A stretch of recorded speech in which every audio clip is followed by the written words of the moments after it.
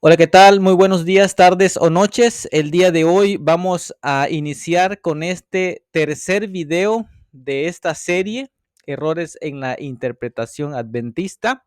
El día de hoy hablaremos de manera más específica sobre el anciano de días, así que sin más preámbulo, comencemos. Vamos a empezar leyendo algunos textos del libro de Daniel.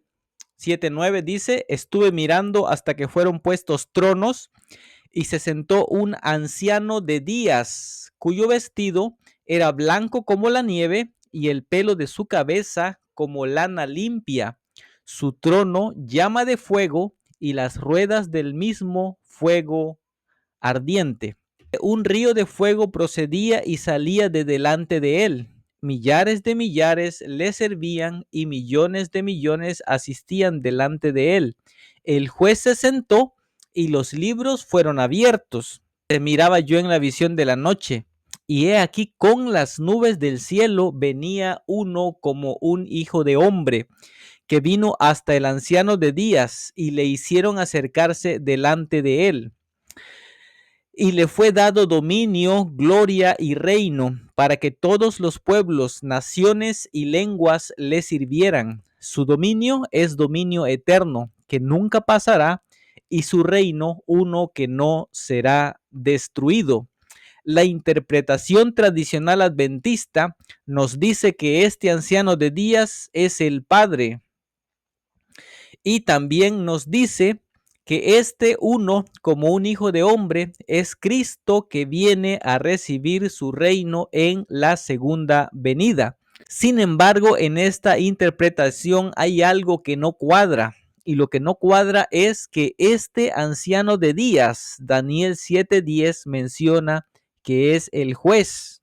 ¿Cómo es posible que el Padre sea el juez cuando la Biblia nos habla de manera específica en Juan 5:22 que el Padre a nadie juzga, sino que todo el juicio dio al Hijo? También nos dice en Romanos 14:10 que todos vamos a comparecer ante el tribunal de Cristo. También dice Hechos 10:42: y nos mandó que predicásemos al pueblo y testificásemos que Él es el que Dios ha puesto por juez de vivos y muertos. Por lo tanto, debemos coincidir en que si se menciona a un juez, este juez no podría ser otra persona aparte de Cristo. Segundo aspecto a notar: si leemos otra vez Daniel 7:9, dice que su vestido era blanco como la nieve y el pelo de su cabeza como lana limpia. Notemos que se menciona un blanco tan blanco que se compara con la nieve, y se menciona un blanco que también se compara con la lana. Si nosotros vamos a Apocalipsis 1:14, vamos a encontrar que también allí aparece un personaje descrito con las mismas características. Dice: su cabeza y sus cabellos eran blancos como blanca lana. Veamos que aquí se menciona un blanco como la lana, y también se menciona un blanco como la nieve, de la misma manera que en Daniel 7:9. Y en Daniel 7:9 dice que las ruedas del mismo son fuego ardiente. En Apocalipsis 1:14 dice que son sus ojos como llama de fuego. Si podemos notar, las mismas características que tiene el personaje de Daniel 7:9 las tiene el personaje de Apocalipsis 1:14, y el fuego también está presente en la descripción de esa persona. Ahora, ¿de quién está hablando Apocalipsis 1:14? Apocalipsis 1:17 dice: y cuando le vi, caí como muerto a sus pies, y él puso su diestra sobre mí, diciéndome: no temas, yo soy el primero y el último, y el que vivo, y estuve muerto, mas he aquí que vivo por los siglos de los siglos. Amén. Entonces notamos que Apocalipsis 1:14 está hablando de Jesús, de Cristo, cuyos cabellos eran blancos como blanca lana, como la nieve. Por lo tanto, deberíamos de coincidir en que el personaje de Daniel 7:9 tiene las mismas características con las que se describe a Cristo en Apocalipsis 1:14. Si analizamos Daniel 7:9, volvemos a leer que se está mencionando un anciano de días. Y Juan 8:58 dice, Jesús les dijo, de cierto os digo, antes que Abraham fuese, yo soy. Jesús aquí está hablando de su preexistencia, está hablando que él vivía antes de que viniese y naciese como ser humano, como hombre. También Miqueas 5:2 dice, pero tú, Belén Efrata, pequeña para estar entre las familias de Judá, de ti me saldrá el que será Señor en Israel. Y sus salidas son desde el principio, desde los días de la eternidad. Así que aquí podemos darnos cuenta que este que nace en Belén, el cual fue Jesús, también es un anciano de días, porque sus salidas son desde el principio, desde los días de la eternidad. Por lo tanto, podemos decir que Cristo es el anciano de días de Daniel 7:9. ¿Por qué? Número uno, porque el personaje de Daniel 7:9 es un anciano de días, de la misma manera que Cristo.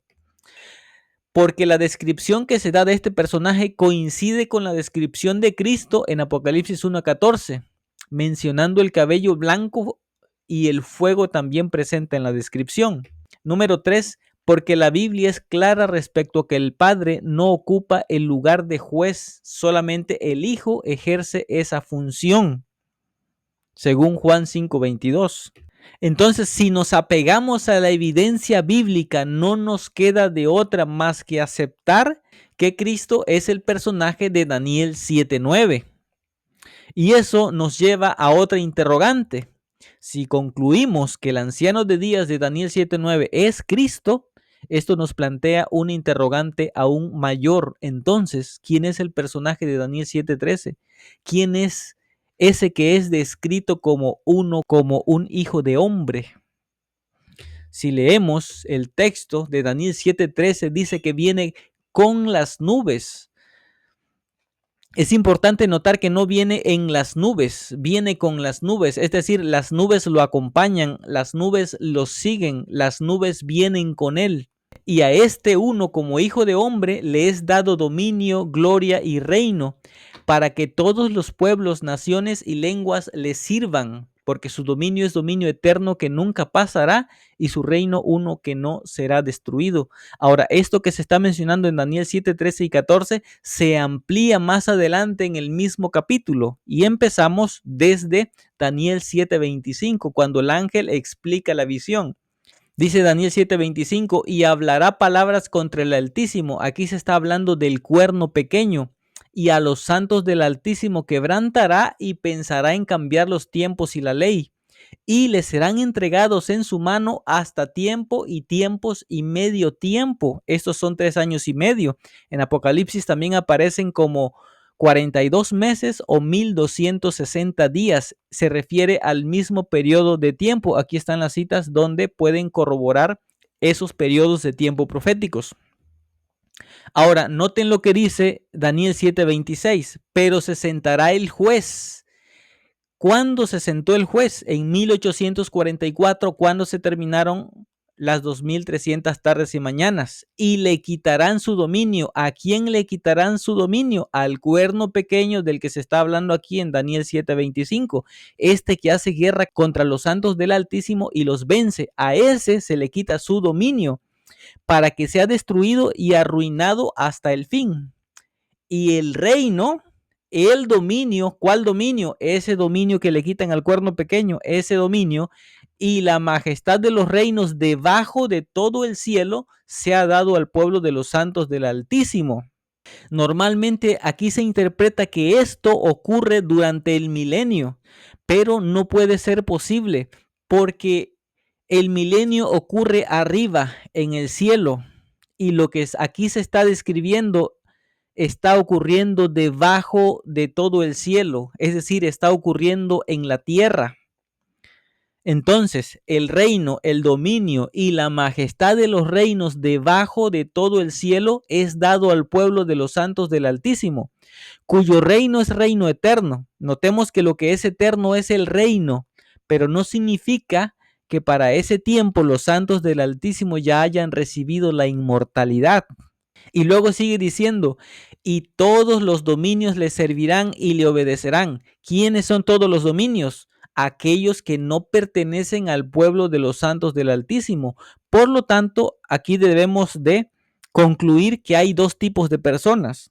Un grupo de personas que pertenece al pueblo de los santos del Altísimo. A estos que pertenecen al pueblo de los santos del Altísimo reciben el reino, el dominio y la majestad de los reinos debajo de todo el cielo. Y todos aquellos que no pertenecen al pueblo de los santos del Altísimo, es decir, todos los dominios, sirven y obedecen al pueblo de los santos del Altísimo. Si aquí se estuviera refiriendo a la segunda venida, ya no existirían dos grupos de personas, solamente existiría el pueblo de los santos del Altísimo, que serían solamente los que habrán sido salvos. Ahora leamos lo que dice Salmo 72 del 8 al 11. Dice, dominará de mar a mar y desde el río hasta los confines de la tierra. Ante él se postrarán los moradores del desierto y, y sus enemigos lamerán el polvo.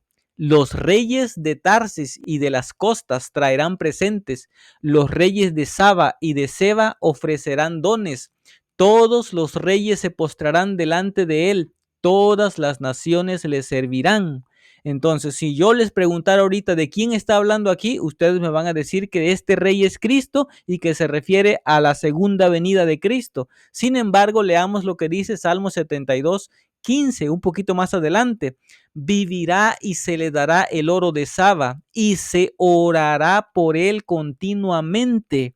Si este rey, si este ante quien se postran todos los reyes de la tierra y todas las naciones le sirven, fuera Cristo, no fuera necesario que se orara por él continuamente, es decir, se intercede por él porque es un ser humano y se intercede para que Dios lo proteja, para que Dios lo mantenga fiel, para que lo mantenga íntegro.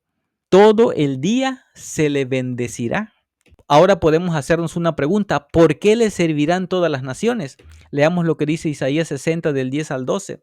Y extranjeros edificarán tus muros, y sus reyes te servirán, porque en mi ira te castigué, mas en mi buena voluntad tendré de ti misericordia. Tus puertas estarán de continuo abiertas y no se cerrarán de día ni de noche, para que a ti sean traídas las riquezas de las naciones y conducidos a ti sus reyes, porque la nación o el reino que no te sirviere perecerá y del todo será asolado. Así que aquí podemos encontrar la causa, la razón por la que todas las naciones le sirven, simple y sencillamente porque la nación o el reino que no le sirva, simple y sencillamente dejará de ser nación. Ahora leamos Isaías 60, 14 y 15. Dice, y vendrán a ti humillados los hijos de los que te afligieron, y a las pisadas de tus pies se encorvarán todos los que te escarnecían, y te llamarán ciudad de Jehová, Sión del Santo de Israel, en vez de estar abandonada y aborrecida, tanto que nadie pasaba por ti, haré que seas una gloria eterna, el gozo de todos los siglos. Nota lo que dice aquí, a las pisadas de tus pies se encorvarán todos los que te escarnecían.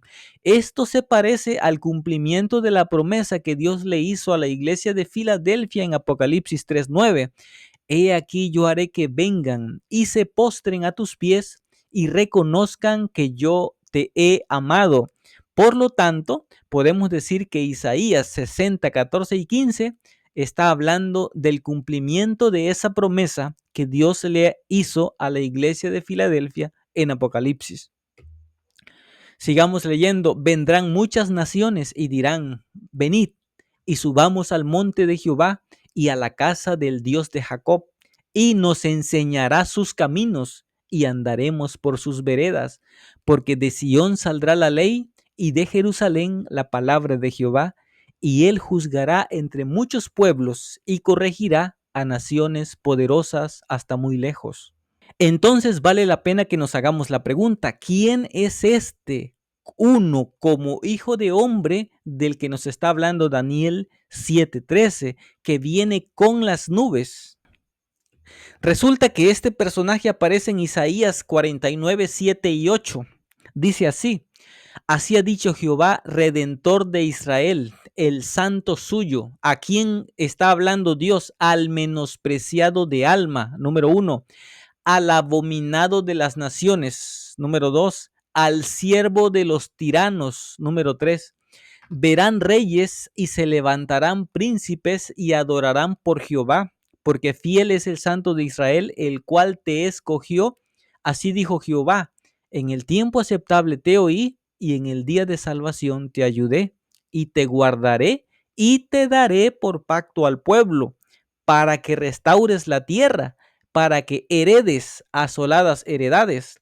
Así que notemos las 7 características que describen a este personaje y cómo se describe su misión y su propósito. Número 1, se le identifica como el menospreciado de alma. Número 2, es abominado por muchas naciones. Número 3, es considerado un siervo de tiranos. Número 4, es puesto por pacto al pueblo. Número 5, su misión es restaurar la tierra. Número 6, es un heredero. Vamos a suponer que lo que hereda es un reino. No se puede esperar nada menos de Dios. Y número 7, su reino es un reino desolado, es un reino devastado, no es un reino fructífero ni un reino próspero, es un reino desolado, para que heredes asoladas heredades. Puede ser un reino devastado por la guerra, más probablemente. Para poder entender el escenario o el contexto en el que aparece este personaje, es necesario regresar a lo que aprendimos en el primer video de esta serie. Es necesario repasar brevemente los escritos de Elena de White y leer entre líneas para captar cuáles fueron los indicios que la pluma inspirada dejó referente a este asunto. Y vamos a empezar leyendo esta cita de Eventos de los Últimos Días. Leemos lo que dice: estos versículos, y aquí está refiriéndose a Apocalipsis 18 del 1 al 2 y 4, dice que estos versículos de Apocalipsis 18 señalan un evento en el porvenir, es decir, un evento en el futuro, cuando el anuncio de la caída de Babilonia, tal cual fue hecho por el segundo ángel de Apocalipsis 14:8, el mensaje del segundo ángel registrado en Apocalipsis 14:8 se predicó en 1844. Se va a volver a predicar, se va a repetir, pero con la mención adicional de las corrupciones que han estado introduciéndose en las diversas organizaciones religiosas que constituyen Babilonia, es decir, las iglesias que constituyen Babilonia.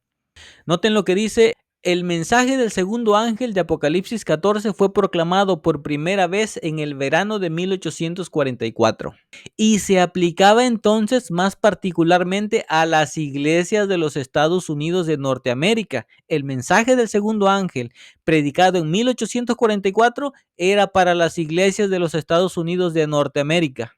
Allí aplicaba el mensaje, donde la amonestación del juicio había sido también más ampliamente proclamada y más generalmente rechazada.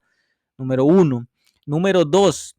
Menciona en el Cristo en su santuario el espíritu de conformidad con el mundo y de indiferencia hacia las verdades que deben servir de prueba en nuestro tiempo existe y ha estado ganando terreno donde en las iglesias protestantes de todos los países de la cristiandad. Recordemos esto, países de la cristiandad. Y estas iglesias están incluidas en la solemne y terrible amonestación del segundo ángel. En otras palabras, cuando el mensaje de Apocalipsis 14:8 que aplicó en 1844 para las iglesias de los Estados Unidos de Norteamérica se repita en el futuro, en Apocalipsis 18, ese mismo mensaje aplicará para todos los países de la cristiandad. Todas estas iglesias de los países de la cristiandad están incluidas en la solemne y terrible amonestación del segundo ángel. Pero notemos que los países de la cristiandad no son todos los países del mundo.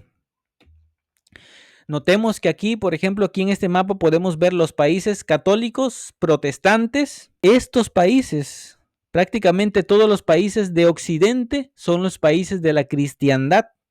No se incluyen en estos países los países musulmanes de aquí en medio, del sur de Asia y el norte de África, no se incluyen. Y después están los países orientales, donde muchos de estos países están cerrados aún al evangelio en nuestro tiempo. Entonces, el mensaje del segundo ángel se produce en un contexto de guerras entre estas naciones. Estas guerras se producirán durante la tercera copa de la ira de Dios. ¿Qué podemos decir de la tercera copa de la ira de Dios? Apocalipsis 16:4 dice, el tercer ángel derramó su copa sobre los ríos y sobre las fuentes de las aguas y se convirtieron en sangre. ¿Cuáles son los ríos? Dice Jeremías 46:7 y 8, ¿quién es este que sube como río y cuyas aguas se mueven como ríos? Egipto, como río se ensancha y las aguas se mueven como ríos. Y dijo, subiré, cubriré la tierra, destruiré la ciudad y a los que en ella moran. Dice Isaías 8:7, he aquí por tanto que el Señor hace subir sobre ellos aguas de ríos impetuosas y muchas, esto es, al rey de Asiria con todo su poder. Entonces podemos notar que los ríos se refieren a ejércitos. Entonces, cuando el tercer ángel derrame su copa sobre los ríos, lo hará sobre los ejércitos del mundo y esto ocasionará guerra y caos a nivel global. Pregunta, ¿cuándo empezarán estas guerras? La hermana de White el 14 de enero de 1862 escribió lo siguiente en el contexto de la guerra civil en Estados Unidos. Dijo, cuando Inglaterra declare la guerra, todas las naciones tendrán intereses particulares que defender, por lo cual habrá una guerra generalizada y una gran confusión. Notemos que la hermana aquí está mencionando a todas las naciones involucradas en guerras. Muchos dicen que esta profecía no se cumplió o que era una profecía condicional. Sin embargo, es muy probable que Inglaterra sea la que declare la guerra y sumerja a este mundo en el caos dentro de muy poco tiempo. Y notemos que en estas guerras van a estar involucradas los países de la cristiandad. El mensaje del segundo ángel anunciará la caída de los países de la cristiandad, donde se encuentra Babilonia actualmente, y caerán frente a las naciones orientales involucradas. El portador de este mensaje será aborrecido por estas naciones donde se encuentra Babilonia, o será considerado un siervo de tiranos.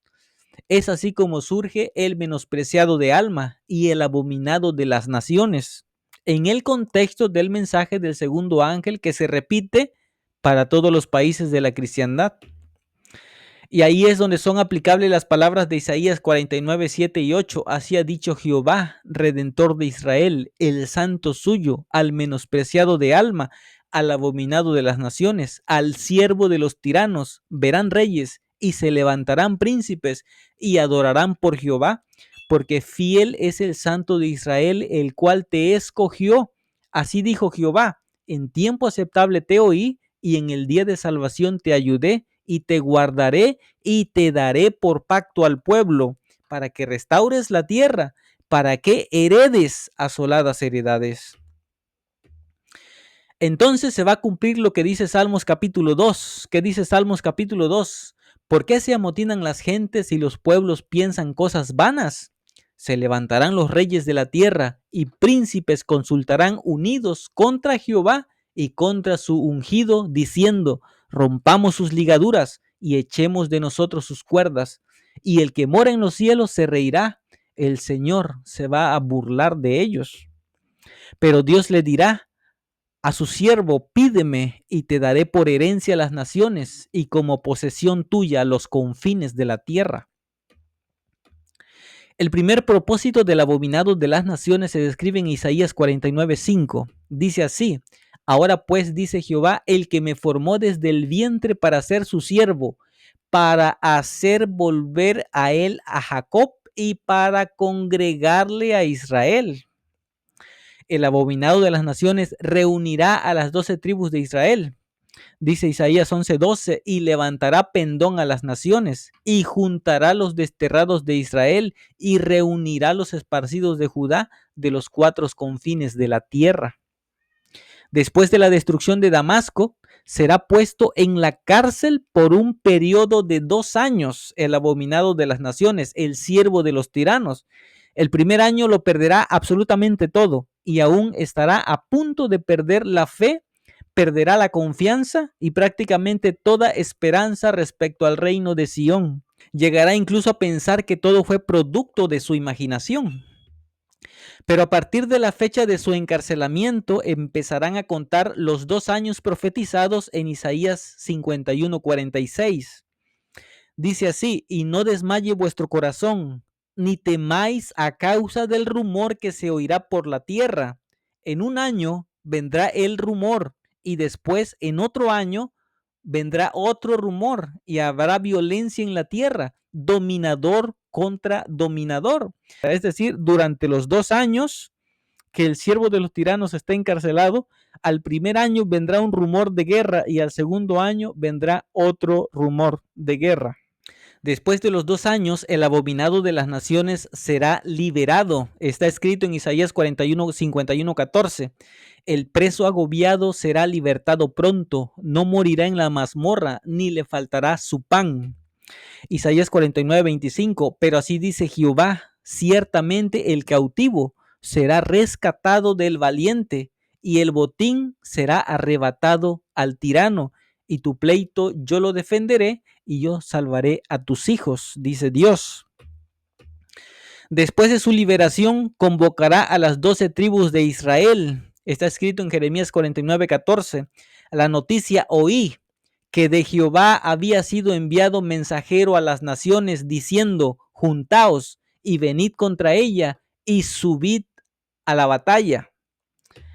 Y las 12 tribus responderán al llamado. Está escrito en Abías 1:1. Hemos oído el pregón de Jehová, y mensajero ha sido enviado a las naciones. Levantaos y levantémonos contra este pueblo en batalla. Después de esto se cumplirá la profecía de Oseas 1:11, que dice: y se congregarán los hijos de Judá y de Israel, y nombrarán un solo jefe, y subirán de la tierra, porque el día de Jezreel será grande. Después del juicio contra las naciones será establecido el reino, dice Isaías 14:32. ¿Y qué se responderá a los mensajeros de las naciones? Se les responderá que Jehová fundó a Sión, y que a ella se acogerán los afligidos de su pueblo. En este reino el pueblo adventista llevará el sacerdocio para que se cumpla la escritura de Isaías 61:6. Y vosotros seréis llamados sacerdotes de Jehová, ministros de nuestro Dios seréis llamados. Comeréis las riquezas de las naciones, y con su gloria seréis sublimes. Y ellos enseñarán a las naciones su ley y los mandamientos de Dios a los pueblos. Está escrito en Isaías 28:10, porque mandamiento tras mandamiento, mandato sobre mandato, renglón tras renglón, línea sobre línea, un poquito allí, otro poquito allá.